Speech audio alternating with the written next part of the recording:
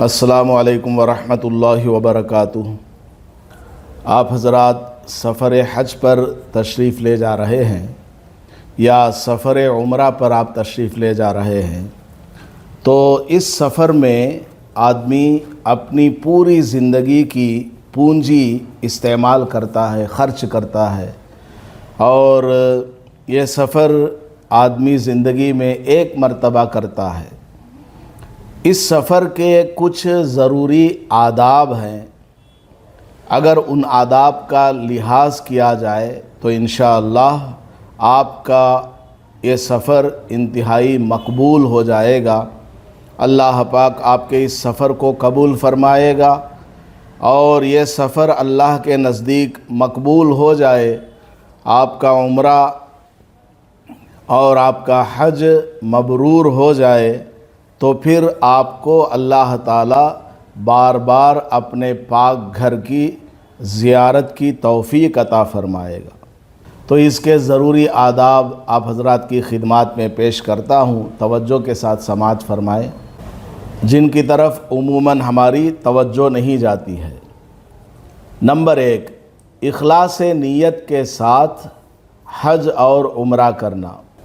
حج اور عمرہ ناموری کے لیے نہیں ہونا چاہیے، بلکہ میرا اللہ مجھ سے راضی ہو جائے، میرا اللہ مجھے قبول فرما لے، اللہ کے اس پاک گھر کو میں دیکھ لوں جہاں جہاں رسول اکرم صلی اللہ علیہ وسلم نے سفر فرمایا ہے، جہاں جہاں آپ کے قدم مبارک پڑے ہیں، وہاں پر میری بھی حاضری ہو جائے، یہ نیت ہونی چاہیے، اخلاص کے ساتھ حج اور عمرہ کیا جائے۔ نمبر 2، حج اور عمرہ سے پہلے توبہ کیا جائے، کیونکہ آپ اللہ کے پاک گھر کو دیکھنے جا رہے ہیں سفر حج پر یا سفر عمرہ پر، تو اس سے پہلے پکی سچی آپ کی توبہ ہو جائے کہ اللہ میں اپنی پوری زندگی کے گناہوں سے معافی مانگتا ہوں، اور لوگوں کے جو حقوق مجھ پر باقی ہیں ان کو بھی ادا کرنے کی مکمل نیت کرتا ہوں۔ اس طرح آپ سچی پکی توبہ کر لیں، پھر آپ حج کو جائیں تو بڑا فائدہ ہوگا۔ نمبر 3، حج اور عمرہ کے احکام کو جان کر کے جانا، کیونکہ حج اور عمرہ ایک مستقل عمل ہے۔ حج کے بھی کچھ فرائض ہیں، واجبات ہیں، عمرے کے بھی کچھ فرائض ہیں، واجبات ہیں، جن میں سے بعض کو اگر چھوڑ دیا جائے تو حج ہی نہیں ہوگا، عمرہ ہی نہیں ہوگا، اور بعض کو آدھا کیا آدھا نہیں کیا تو دم واجب ہو جائے گا۔ اس طرح کے جتنے بھی احکام ہیں اپنے علماء کرام سے آپ حج اور عمرہ کا طریقہ سیکھ کر کے جائیں۔ ہمارے اس چینل پر آپ حضرات حج اور عمرہ کا مکمل طریقہ دیکھ سکتے ہیں۔ حج کا طریقہ آپ کے گھر سے نکلنے سے لے کر گھر واپس آنے تک پورا 4.25 گھنٹے میں نے بیان کیا ہے، جس میں 70 سے زیادہ ٹاپکس کو کور کیا گیا ہے۔ بہت اہم اور امپارٹنٹ ویڈیو ہے، آپ اس کو دیکھ لیں۔ عمرے کا طریقہ ہے، اور چھوٹی چھوٹی ویڈیوز بھی ہیں کہ رمل کرنے کا طریقہ، اور احرام باندھنے کا طریقہ، طواف میں وضو ٹوٹ جائے تو اس کا طریقہ، بہت ساری ویڈیوز ہیں۔ حج اور عمرہ کی جو پلے لسٹ ہے اس کے اندر آپ دیکھیں، انشاءاللہ بڑا فائدہ ہوگا۔ تو احکام حج اور عمرہ کو سیکھ کر کے جانا۔ نمبر 4، اپنے ساتھ میں جو آپ کے چل رہے ہیں عمرے میں یا حج میں، ان کو بھی جنہیں معلوم نہیں ہے صحیح طریقہ سکھانا۔ نمبر 5، رمضان المبارک میں عمرہ کرنے کی کوشش کرنا، کیونکہ بخاری شریف کی روایت ہے، نبی علیہ السلام نے ارشاد فرمایا ہے کہ رمضان کے مہینے میں عمرہ کرنا ایسا ہی ہے جیسا کہ میرے ساتھ حج کرنا۔ بتائیے، رسول اللہ صلی اللہ علیہ وسلم کے ساتھ میں جن صحابہ رضی اللہ عنہم نے حج کیا، بڑے ہی خوش نصیب ہیں۔ ہم نے تو اس زمانے کو دیکھا نہیں، اس زمانے میں ہم پیدا نہیں ہوئے، اس کے باوجود ہم کو رسول اللہ صلی اللہ علیہ وسلم کے ساتھ میں حج کرنے کا ثواب ملتا ہے تو عمرہ رمضان میں کرنے کی کوشش کرنی چاہیے۔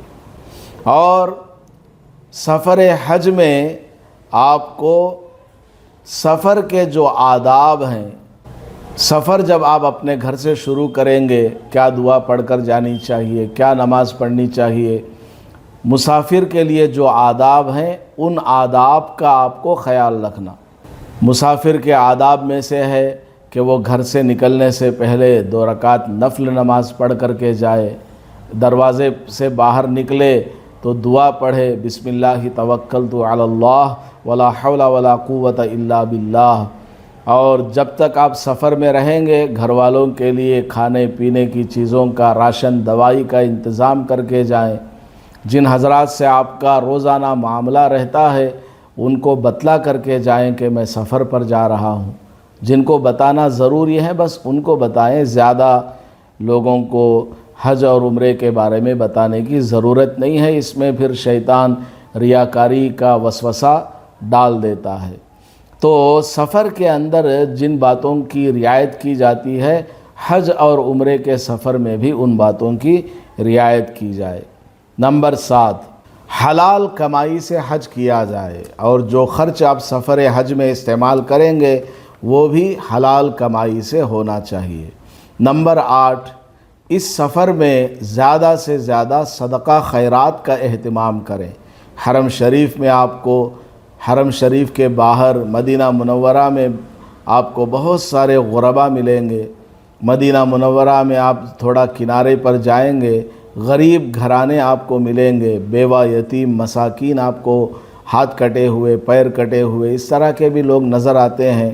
خود مسجد حرام میں بھی صفائی کرنے والوں میں سے بعض لوگ غریب ہوتے ہیں، تو جن کو آپ سمجھیں کہ وہ غریب ہیں تو آپ صدقہ خیرات کریں۔ اسی طرح آپ کے سفر حج میں بہت سارے حاجی لوگ وہ ہوتے ہیں جنہوں نے خود سے تو حج نہیں کیا ہوا ہوتا ہے، دوسروں نے بھیجا ہوا ہوتا ہے اور ان کے پاس پیسہ نہیں ہوتا، تو آپ ان پر بھی اپنا مال خرچ کریں۔ نمبر 9، اس سفر میں آپ زیادہ سے زیادہ لوگوں کو کھانا کھلائیں۔ سفر میں، حج میں آپ ہیں، عمرے میں آپ ہیں، آپ لوگوں کو پانی پلائیں، چائے پلائیں، جوس پلائیں اور کھانا کھلائیں اپنے ساتھ۔ اپنا مال حاجیوں پر اور عمرہ کرنے والوں پر خرچ کریں۔ اور نمبر 10، مالی اعتبار سے بھی اپنے ساتھیوں کی خدمت کرنا۔ مثال کے طور پر آپ مسجد عائشہ تشریف لے جا رہے ہیں عمرہ کرنے کے لیے، نفلی عمرہ، آپ کے ساتھ میں 2-3 حاجی ہیں، ان کے اوپر آپ اپنا مال خرچ کیجئے، چاہے وہ غریب ہو مالدار ہو، آپ اپنا مال لگائیے، چلو میں دیتا ہوں کرایہ۔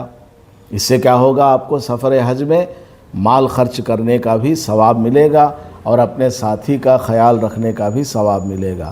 اگر وہ جو آپ کے ساتھی ہیں وہ غریب ہیں تو آپ کو اور زیادہ ثواب ملے گا۔ آپ کے ساتھ میں چلنے والے علماء ہیں اور آپ نے ان کے اوپر اپنا مال خرچ کیا، اور زیادہ آپ کو ثواب ملے گا۔ اور نمبر 11، اپنے ساتھیوں کی خدمت کرنا جو آپ کے ساتھ میں ہیں، کچھ بوڑھے لوگ ہوں گے، کچھ کم عمر ہوں گے، ان کی خدمت کرنا، سامان ان کا اٹھانا، ان کو موبائل چلانا نہیں آتا، گھر بات کرنا چاہتے ہیں، ان کو موبائل چلا کر کے دینا، واٹس ایپ پر میسیج کر کے دینا، یا ان کا سم کارڈ بند ہو گیا اس کو چالو کرا کر کے دینا، کسی کی طبیعت خراب ہو گئی اسپتال لے جانا، یہ سب۔ نمبر 12، اچھے اخلاق سے اپنے آپ کو آراستہ کرنا۔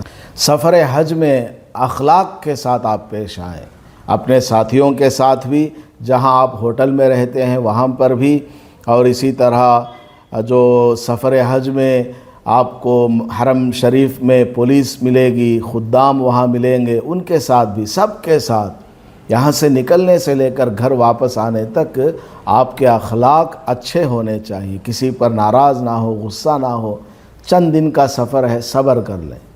نمبر 13، عورتوں کو پردے کا اہتمام کرنا۔ عموماً یہ دیکھا جاتا ہے کہ حرم شریف میں اور مدینہ منورہ میں، خیر مدینہ منورہ میں تو تھوڑا بہت پردے کا اہتمام ہو جاتا ہے، لیکن حرم شریف میں عمرہ کرنے کی حالت میں، حج کرنے کی حالت میں جوان عورتیں بھی چہرے کے اوپر نقاب نہیں ڈالتی ہیں، حالانکہ چہرے کا پردہ ضروری ہے۔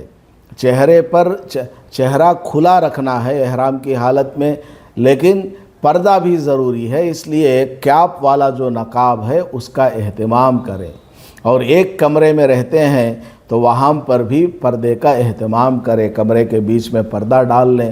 بعض ہوٹل میں پردہ ڈالنے نہیں دیتے ہیں، 5 اسٹار ہوٹل ہے کوئی، تو وہاں مجبوری ہے تو اس میں بھی اپنے ہاتھ سے یا کسی کپڑے سے پردہ کر لیں کھانا کھانے کے وقت میں، اور خالی بیٹھے ہیں تو چہرے کے اوپر نقاب ڈال لیں اور چہرہ اس طرف موڑ کر کے رکھ لیں۔ مردوں کو بھی چاہیے کہ اپنے ساتھ میں جو عورتیں ہیں ان کا خیال رکھیں، آپ اپنا وقت پر ہی آئے، وقت پر ہی جائیں، بے وقت آنا، بے وقت دروازہ کھٹکھٹانا ایسا نہیں ہونا چاہیے۔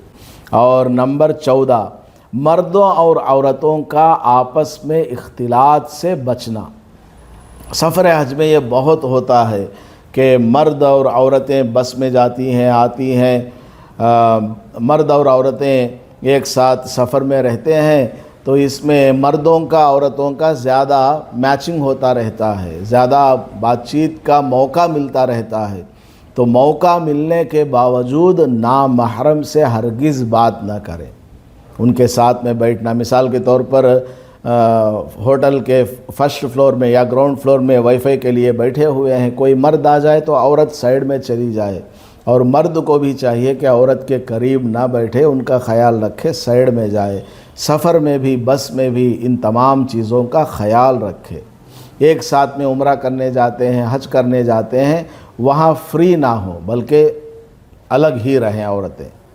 نمبر 15، بد نگاہی، بد زبانی اور ہر طرح کی بری باتوں سے بچیں۔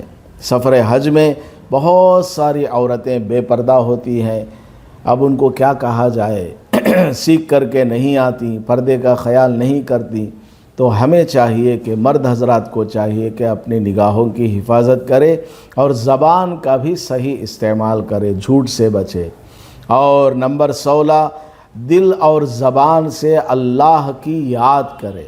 سفر حج میں آپ ہیں، جتنا ہو سکے احرام کی حالت میں آپ ہیں تو عمرے کا طواف شروع ہونے تک آپ تلبیہ پڑھتے رہیں۔ حج کے سفر میں آپ ہیں تو بڑے شیطان کو 10 تاریخ کو کنکر مارنے تک آپ تلبیہ پڑھتے رہیں، اور خالی اوقات میں اور جب آپ عمرے سے فارغ ہو جائیں، حج سے فارغ ہو جائیں، چلتے پھرتے اٹھتے بیٹھتے قرآن شریف کی صورتیں پڑھا کریں، ذکر کیا کریں، درود پاک پڑھا کریں، استغفار پڑھا کریں، بڑا فائدہ ہوگا۔ نمبر 17، اس سفر میں بہت زیادہ دعا کا اہتمام کرنا، خوب دعا کرنا اس سفر میں، اس کا اہتمام کریں۔ کس جگہ، کس مقام پر، کیسی حالت میں کس کی دعا قبول ہو جائے معلوم نہیں۔ نمبر 18، اس سفر میں اچھی باتوں کا حکم کریں، بری باتوں سے منع کریں، پیار و محبت کے ساتھ۔ کوئی حاجی صاحب غلط کر رہے ہیں، سگریٹ پی رہے ہیں، کوئی حاجی صاحب احرام کی حالت میں کسی غلط کام کا ارتکاب کر رہے ہیں، مثلاً احرام کی حالت میں ہیں، وہ صابن استعمال کرنے جا رہے ہیں، خوشبو استعمال کرنے جا رہے ہیں، تو آپ ان کو پیار و محبت سے سمجھائیں۔ اور کوئی حاجی صاحب حرم شریف نہیں جا رہے ہیں، ہوٹل ہی پر رہ رہے ہیں، نماز پڑھنے نہیں جاتے، پیار و محبت سے ان کو سمجھائیں کہ آپ اتنی دور آئے ہیں، حرم شریف میں نماز پڑھنے کی کوشش کریں۔ تو اچھی باتوں کا حکم کرنا، بری باتوں سے روکنا، امر بالمعروف اور نہی عن المنکر کا خیال رکھنا چاہیے۔ اور نمبر 19، دوسروں سے اگر آپ کو کوئی تکلیف پہنچتی ہے تو آپ اس کو برداشت کر لیں، صبر کر لیں، چند دن کا معاملہ ہے، ٹل جائے گا۔ وہاں بحث کرنا، جھگڑا کرنا، یہ سب مفید نہیں ہے۔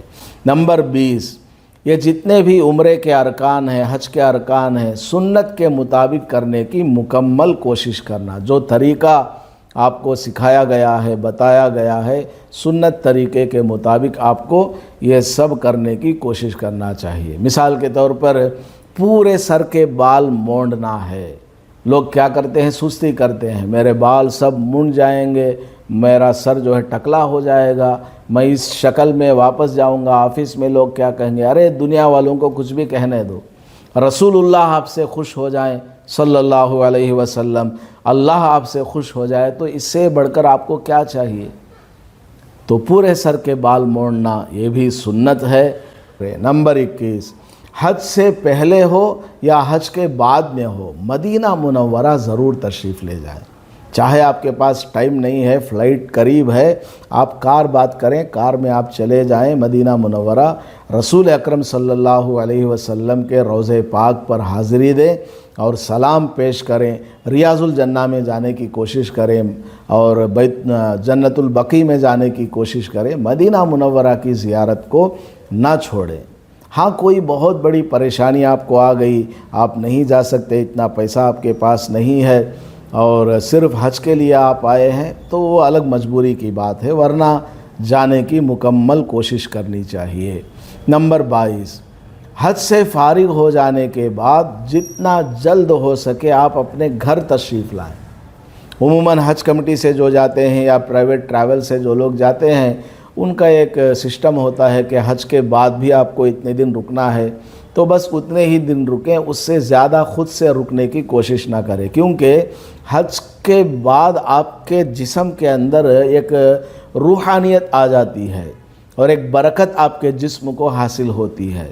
رسول اکرم صلی اللہ علیہ وسلم نے ارشاد فرمایا ہے کہ جب آپ حج سے جلدی گھر جائیں گے تو ثواب زیادہ ملے گا، وہ برکات لے کر آپ اپنے گھر لوٹیں گے، تو آپ کو جلد از جلد اپنے گھر واپس ہونا چاہیے۔ نمبر 23، حج اور عمرہ کے بعد زیادہ سے زیادہ آپ نیک اعمال کرنے کی کوشش کریں۔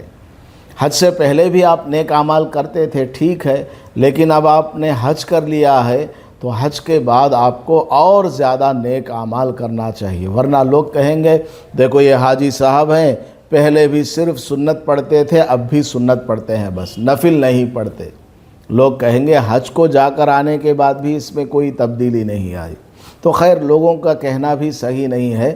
ہمیں جو ہے زیادہ سے زیادہ عبادات میں وقت لگانا چاہیے تاکہ ہم کو دیکھ کر دوسروں کو شوق پیدا ہو جائے، ارے یہ عبداللہ صاحب حج سے پہلے تو نماز کو بھی نہیں آتے تھے، اب تو حج کو جا کر آنے کے بعد یہ نمازی بن گئے، پکے نمازی ہو گئے ہیں، جماعت میں بھی یہ جاتے ہیں، مسجد میں زیادہ وقت لگاتے ہیں، زکوٰۃ بھی دے رہے ہیں، روزے بھی رکھ رہے ہیں، تو اس طرح ان کو جو ہے آپ کے ذریعے شوق پیدا ہونا چاہیے۔